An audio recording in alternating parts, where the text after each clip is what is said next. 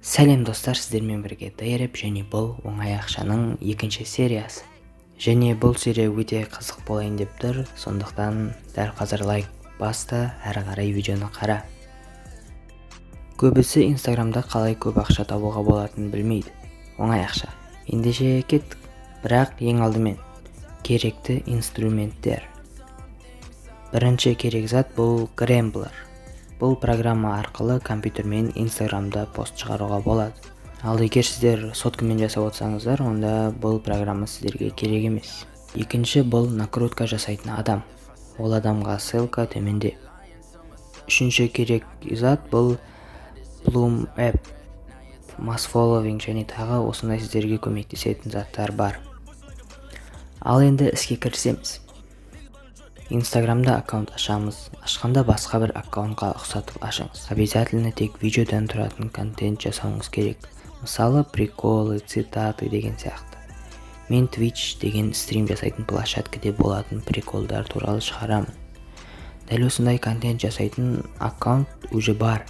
Мен просто сол аккаунттан барлық видеоларды, оформлениені бәрін көшіріп аламын. Енді накрутка жасайтын адамға барып 2000 подписчик накрутка жасаймыз, яғни сатып аламыз.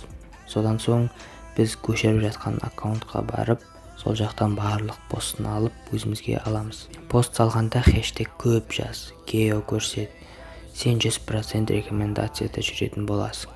Енді Bloom App-қа барасың да Mass Following қосасың. 12 сағаттан соң отписка қос. Сол кезде сен подписаться еткен аттардан обратно отписка жасайтын болады. Енді накрутка жасайтын адамға қайттан барасың да лайк және просмотрға накрутка сатып аласың. 2-3 аптадан соң сен ақша тауып бастайсың. Себебі сенен өте көп аккаунттар реклама сатып алуға жазады.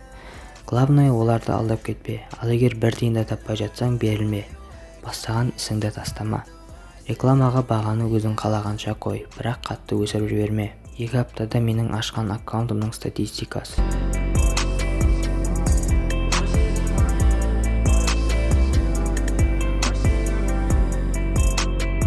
Барлығын мен айтқандай істеу обязательно емес. Хайповый темалар қаптап жатыр. Я қиынға соғуы мүмкін, бірақ мен сіздерге барлық жеңілдіктерді жасадым. Ал сенімен болған мен Дайреп. Каналға жазылуды ұмытпа. Пока.